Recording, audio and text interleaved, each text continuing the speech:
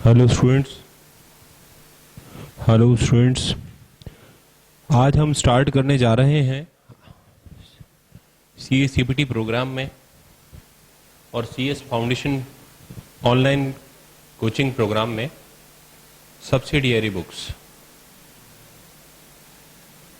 ये जो चैप्टर है आपने 11th स्टैंडर्ड में पढ़ा होगा, उसी बुक्स को हम फॉलो करेंगे और हम उसे एडवांस लेवल तक ले जाएंगे और उसकी एप्लीकेशंस तक ले जाएंगे। तो स्टूडेंट्स, इससे पहले कि हम सब्सिडियरी बुक्स स्टार्ट करें,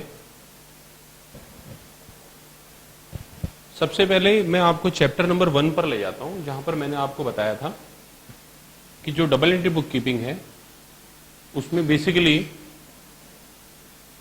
उसमें हमेशा क्या कहते हैं, बुक्स एंड अकाउंट्स। तो बुक्स किसके लिए होती हैं और अकाउंट्स किसके लिए होते हैं, ये देखने वाली बात है स्टूडेंट्स। तो स्टूडेंट्स, बुक्स का मतलब है स्पेशल पर्पस जर्नल और अकाउंट्स का मतलब है स्टूडेंट्स लेजर्स। स्टूडेंट, जब भी कोई ट्रांजैक्शंस होता है या कोई इवेंट्स होता है तो सबसे पहले उसकी रिकॉर्डिंग की जाती है और उसकी रिकॉर्डिंग कहां की जाती है, स्पेशल पर्पस जर्नल में की जाती है। और स्पेशल पर्पस जर्नल से फिर उसे कहां ट्रांसफर किया जाता है, लेजर्स में। और साल के लास्ट में जो हम फाइनेंशियल स्टेटमेंट्स बनाते हैं वो किस पर बेस्ड होते हैं ट्रायल बैलेंस पर। और ट्रायल बैलेंस किस पर बेस्ड होता है, लेजर्स पर। तो यानी फाइनेंशियल स्टेटमेंट के लिए मेन बुक्स कौन सी हो गई, लेजर्स। तो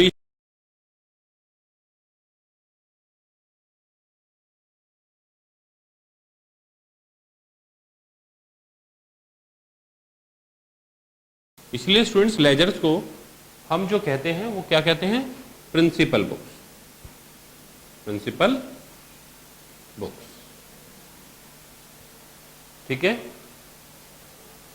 और चूंकि ये प्रिंसिपल बुक्स यानी ये लेजर्स जो हैं स्पेशल पर्पस जर्नल पर बेस्ड होते हैं, तो इसलिए इन बुक्स को हम बुक्स ऑफ ओरिजिनल एंट्री भी कहते हैं।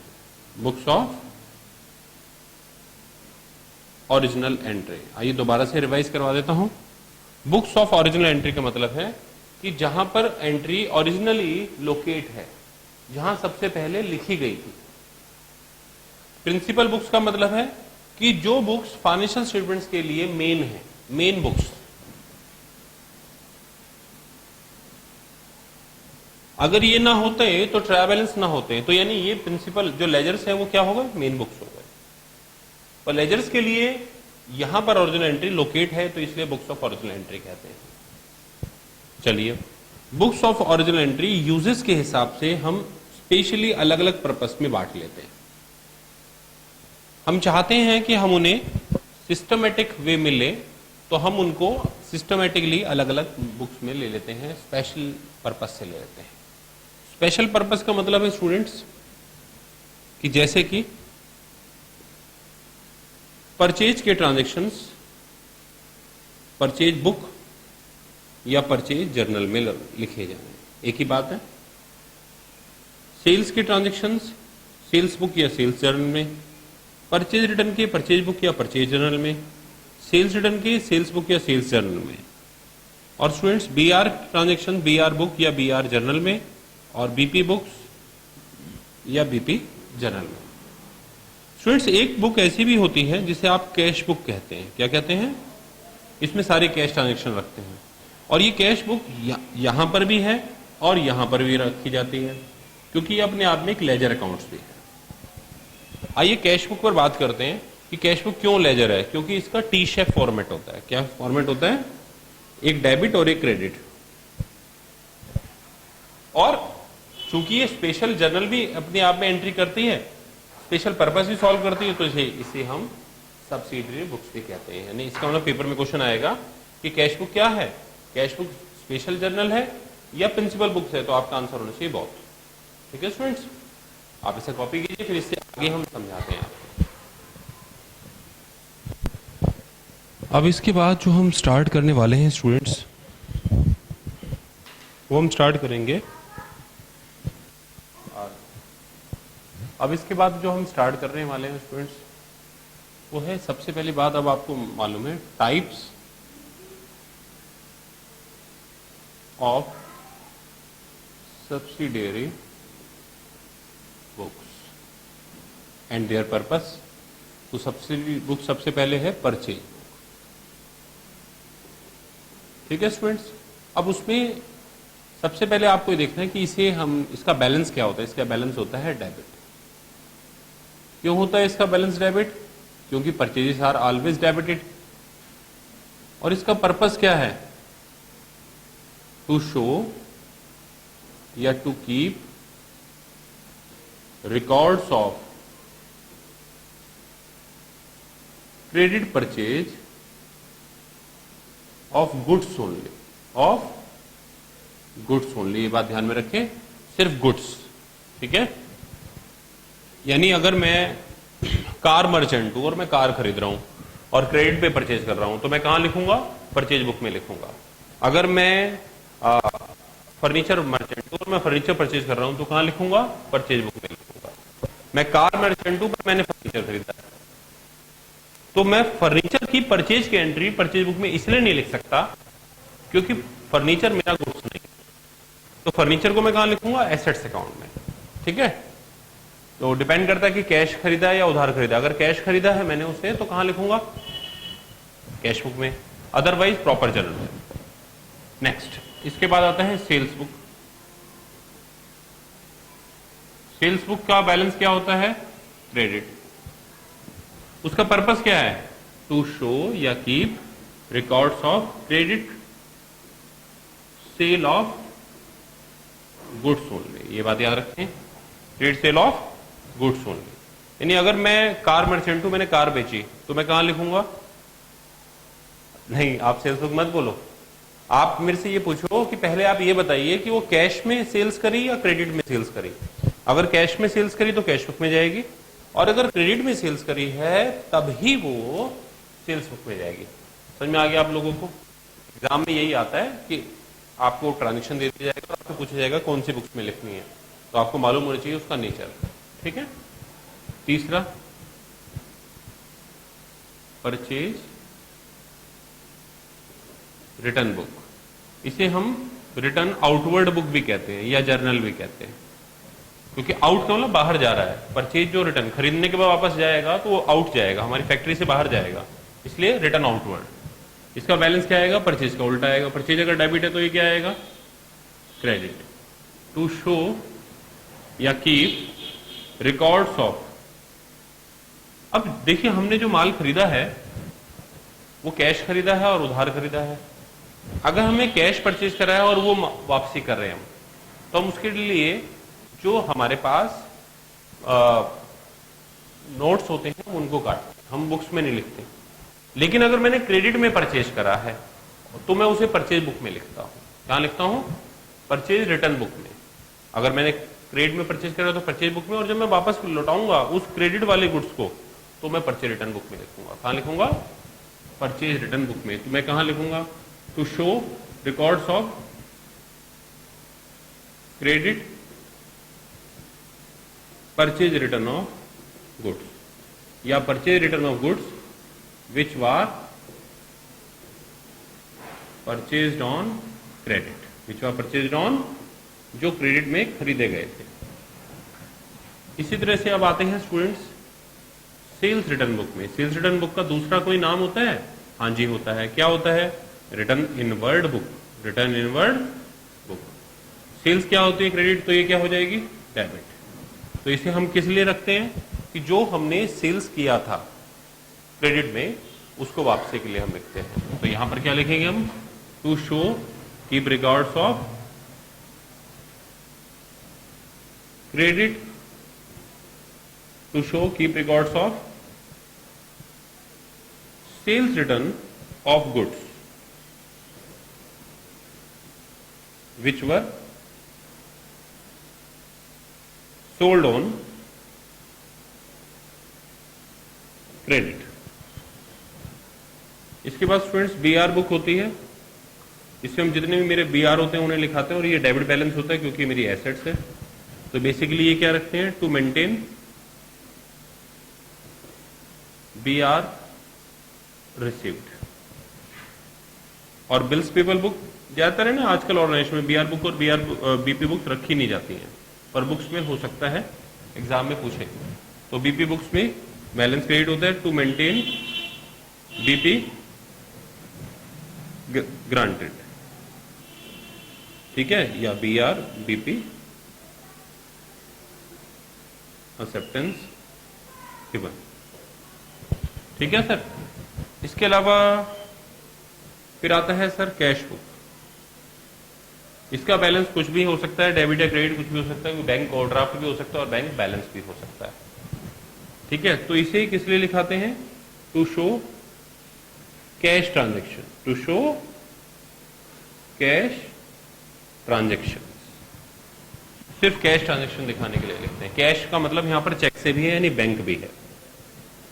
तो बहुत से आइटम्स हैं जो इसमें कहीं नहीं आएंगे, तो फिर वो कहाँ आएंगे, उसके लिए हम अलग से एक बुक रखते हैं, उसके बोलते हैं जर्नल प्रॉपर। क्या रखते हैं, जर्नल प्रॉपर। बेसिकली इसका कोई बैलेंस नहीं होता क्योंकि बुक्स है, ठीक है। यहां पर बैलेंस का मतलब यहां पर टोटल से, कि टोटल जो मैंने ये बताया मतलब टोटल कहाँ ट्रांसफर करते हैं, इसका टोटल डेबिट में, इसका टोटल क्रेडिट में, इसका टोटल क्रेडिट में, ये बताने की कोशिश करिए। Journal proper pure journal entries होती हैं। क्या होती हैं, जनरल एंट्रीज। और जनरल एंट्रीज किसके लिए होती हैं, फॉर द ट्रांजेक्शन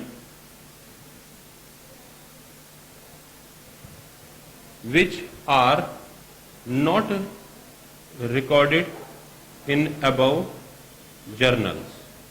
जो ऊपर बताए गए जर्नल्स में नहीं लिखी गई हैं वो इधर लिखी जाएंगी। जैसे फर्नीचर खरीदा, कहां लिखेंगे हम, कैश में खरीदा तो कैश बुक में, और उधार, और अगर आपने क्रेडिट में फर्नीचर परचेज कराया तो जनरल प्रॉपर में।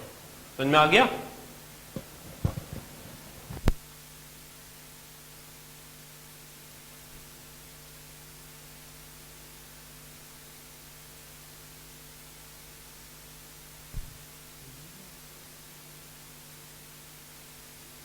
तो अब इसके बाद हम जो स्टार्ट करेंगे वो सीखने वाले हैं हम कि परचेज बुक को कैसे बनाया जाता है, परचेज बुक दिखती कैसे है, उसमें एंट्री कैसे करते हैं, और परचेज बुक बन जाने के बाद उसकी लेजर पोस्टिंग कैसे चली जाएगी। ठीक है स्टूडेंट्स, तो देखिए परचेज बुक कैसे बनती है। स्टूडेंट इसमें पहला कॉलम डेट का होता है, दूसरा कॉलम पर्टिकुलर्स का होता है, तीसरा कॉलम आपका एलएफ का होता है, फिर डिटेल्स का होता है और फिर अमाउंट का होता है। स्टूडेंट ये सिंपल परचेज बुक है।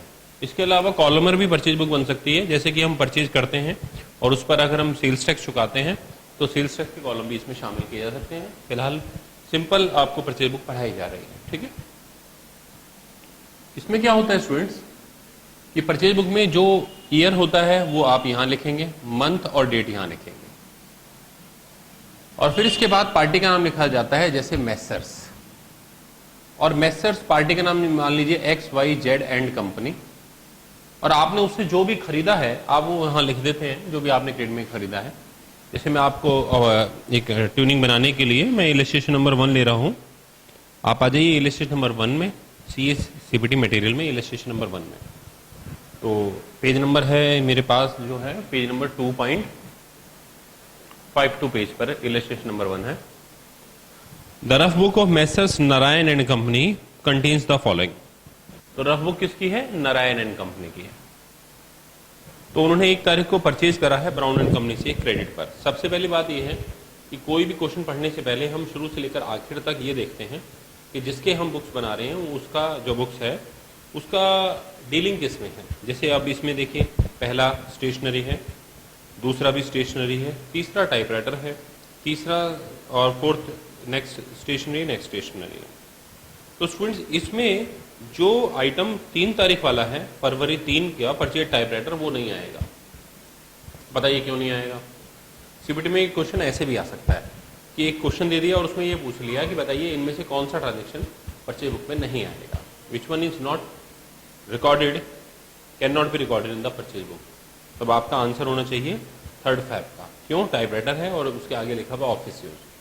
स्टेशनरी शॉप पर टाइपराइटर भी बेचे जाते हैं, लेकिन यहाँ पर लिखा गया है for office use.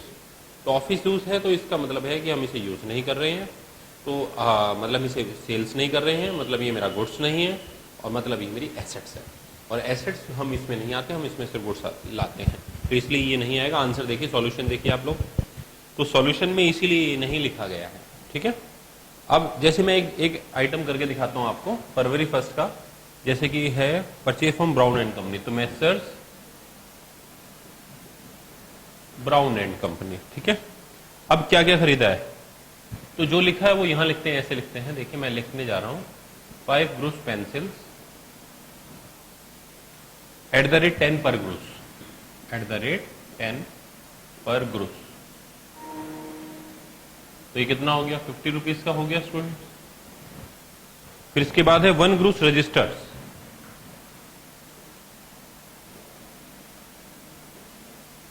Eight the rate rupees 24 per dozen.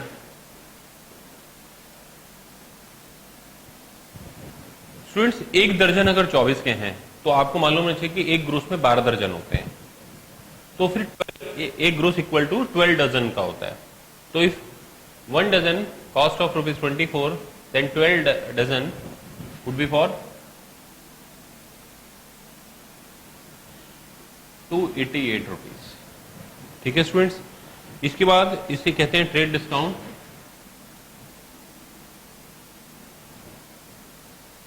Less trade discount. Trade discount question में शायद 10% बोल रहा है वो, हाँ जी, तो 10% माइनस हो गया, तो 33.80 पैसा इसमें माइनस कर देंगे हम, और जो हमारा डिफरेंस आ जाएगा वो आ जाएगा 33.88। मैं इसका आंसर देख रहा हूँ, उन्होंने आंसर में गलत निकाला हुआ है, 88 पैसा निकाला हुआ है। ठीक है, जबकि आना चाहिए इतना पैसा, तो कितना आ जाएगा? 304 रुपीज एंड 20 पैसा। ठीक है स्टूडेंट्स, अच्छा जी, अब मैं ये कह रहा हूँ स्टूडेंट्स कि इसी तरीके से द पेपर कंपनी के लिए लिखा गया है और ऐसे ही वर्मा ब्रदर्स के लिए लिखा गया है। आप प्लीज एक बार जरा नीचे आंसर में देखिए। तो मैं आपसे पूछ रहा हूँ टोटल कितने ट्रांजेक्शन लिखे गए हैं? 3 ट्रांजेक्शन लिखे गए। एक ट्रांजेक्शन क्यों नहीं लिखा गया है? क्योंकि वो परचेज बुक में आ नहीं सकता, इसलिए वो नहीं लिखा गया है, टाइपराइटर परचेज वाला आइटम। अब इसके बाद टोटल किया, तो स्टूडेंट टोटल किया तो उनका जो टोटल आ रहा है वही हम लिखते हैं। सेकंड ट्रांजेक्शन जैसे मान लीजिए 180 रुपीज का है और थर्ड ट्रांजेक्शन है 18 रुपीज का, तो मान लीजिए ये कर लिया आपने ऐसे क्लोज करके, ऐसे 3 ट्रांजेक्शन आपने कर लिए हैं, मान लीजिए आप इसे थोड़ी देर के लिए, और फिर इसका टोटल किया जाएगा। स्टूडेंट्स टोटल किया तो 20 रुपीज मैं अपने हिसाब से कर रहा हूँ क्योंकि मुझे लगता है कि मेरा टोटल ठीक आया है। हाँ जी, बिल्कुल ठीक आया है।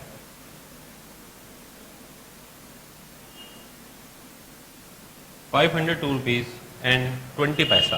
और स्टूडेंट फिर यहां पर लिखते हैं परचेज अकाउंट और डेबिट। मैंने आपको बताया था कि परचेज डेबिट होती है, क्रेडिट होती है, सेल्स डेबिट होती है, क्रेडिट होती है, इससे पहले जो मैंने बताया था, तो ये लिखना जरूरी है। इन्होंने नहीं लिखा है पर आप लिखेंगे। अब मैं इसके आगे पढ़ाने जा रहा हूं कि इसके आगे इसका क्या किया जाएगा। स्टूडेंट्स इसके आगे देखिए आप, जैसे अभी मैं बताता हूं आपको कि द पेपर कंपनी और मेसर्स वर्मा ब्रदर्स है, तो मैं ये पहले लिखना चाहूंगा द पेपर कंपनी और मेसर्स वर्मा ब्रदर्स। तो स्टूडेंट्स अब परचेज बुक से ध्यान दीजिए मेरी बात पर, परचेज बुक से अब एंट्री कहां कहां जाएगी? परचेज बुक से स्टूडेंट 2 जगह एंट्री जाएगी, एक सभी पार्टीज अकाउंट में और दूसरा परचेज बुक परचेज अकाउंट में ट्रांसफर होती है। कहां ट्रांसफर होती है? तो एक तरफ तो बन गया परचेज अकाउंट और पार्टी अकाउंट में पहली पार्टी, दूसरी पार्टी और तीसरी पार्टी, 3 पार्टीज बनेंगी। तो यानी एक बनेगा ब्राउन एंड कंपनी का लेजर, एक बनेगा द पेपर कंपनी का लेजर और एक बनेगा मेसर्स वर्मा ब्रदर्स का लेजर। टोटल कितने लेजर्स बन गए? 1 2 3 और ये परचेज बुक के नाम पर एक लेजर, तो टोटल 4 लेजर्स बन गए एक परचेज अकाउंट में और ये सब। अब परचेज अकाउंट में कहाँ एंट्री जाएगी स्टूडेंट, ये है यहाँ डेबिट में, कितनी जाएगी टोटल से, तो 502 रुपीज 20 पैसा। और क्या लिखेंगे यहाँ पर, डेट लिखी जाएगी स्टूडेंट, डेट लिखी जाती है अक्सर महीने के लास्ट में, जो मेरा अगर मेरी अकाउंटिंग पॉलिसी है कि मंथली मैं ट्रांसफर कर रहा हूँ या वीकली ट्रांसफर करता हूँ, ये मेरे ऊपर मैनेजमेंट पर डिपेंड करता है। तो महीने के लास्ट में यहाँ पर लिखेंगे to sundries for the month of, जैसे फैब मंथ था for the month of Feb, तो फैब में यहां पर आ गया स्टूडेंट्स, ठीक है। और ट्रेड में कुछ नहीं आया, साल के लास्ट में इसे ट्रेडिंग अकाउंट में ट्रांसफर कर दिया जाता है। और अगर इसके डेबिट में लिखा है स्टूडेंट, परचेज अकाउंट के डेबिट में, तो बाकी पार्टीज में कहां लिखेंगे, क्रेडिट में। कहां लिखेंगे, क्रेडिट में। तो देखिए क्रेडिट में कैसे, 304.20 पैसा, 180 रुपीज और 18 रुपीज। अब किसके नाम से, आपको मालूम है ये कहां से आया, परचेज बुक से, तो आप यहां पर लिख सकते हैं बस आप to purchase account, to purchase account, sorry by purchase account, ठीक है स्टूडेंट्स। तो बाई परचेज अकाउंट यहां पर आ जाएगा, यानी जब ऑडिटर ही चेक करेगा तो इस एंट्रीज में यहां पर डेट के हिसाब से चेक कर लेगा वो, और जब उसने देखा कि डेट के हिसाब से फैब मंथ है, तो परचेज अकाउंट में जाकर जब उस डेट को चेक करेगा फरवरी मंथ का, तो उसे पता लग जाएगा कि परचेज बुक में से टोटल है, और फिर वो फरवरी में परचेज बुक को जाकर यहाँ पे वेरीफाई कर लेगा। शायद ये आपकी पोस्टिंग इसमें बता रखी हो, आइए चेक करते हैं कहाँ बताई हुई है।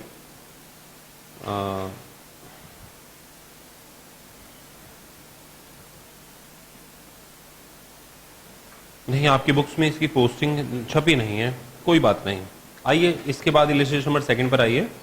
Enter the following transaction in purchase book and post them into ledgers. तो देखिए ये है, इसमें लेजर भी पोस्टिंग है। तो सबसे पहले ये डिसीजन लेना है कि इसको परचेज बुक में किन किन को ले जाना है, किस किस को नहीं ले जाना है, ठीक है। तो आप देखिए अप्रैल 4 क्या खरीदा भाई, अरे चप्पल का कारोबार करते हैं ये तो इसके बाद शूज, ठीक है, और इसके बाद 18 को purchase from Tirupati Bahadurgarh leather shoes, ठीक है। तीनों ट्रांजेक्शन परचेज बुक में ले जाने के लिए लायक हैं। अब ये देखना क्या तीनों क्रेडिट हैं, अगर तीनों क्रेडिट हैं तो परचेज बुक में जाएंगे, अगर इनमें से एक भी कैश हुआ तो परचेज बुक में नहीं जाएगा। तो अब देखते हैं, पहले में देखिए आप परचेज करा है, दूसरे में भी क्रेडिट परचेज करा है और तीसरे में क्रेडिट परचेज करा, तो तीनों जाएंगे। दूसरी बात, क्वेश्चन में खास बात क्या है स्टूडेंट्स, देखिए आप ट्रेड डिस्काउंट के अलावा फ्रेट चार्जेस है। अप्रैल 15 में ट्रेड डिस्काउंट के अलावा फ्रेट चार्जेस है और 28 को भी फ्रेट चार्जेस है। तो अब देखिए जो मैं आपको बता रहा था आपको, और सभी में सेल्स टैक्स के बारे में बताया गया है। तो अब सॉल्यूशन पर आ जाइए। सॉल्यूशन देखिए, डेट का कॉलम है, पर्टिकुलर्स का कॉलम है, ग्रॉस अमाउंट है, क्या है, ग्रॉस अमाउंट है, और फिर उसके बाद ग्रॉस अमाउंट में ट्रेड डिस्काउंट जितना जितना वो बोलेगा उतना उतना माइनस कर दिया, यानी 10%। तो जैसे ग्रॉस अमाउंट पहले था 72,000 तो 10% 7200 आ गया, दूसरा था 34,000 तो 3400 आ गया, और 34,000 3400 था, ये माइनस कर दिया तो नेट प्राइस आ गया स्टूडेंट्स।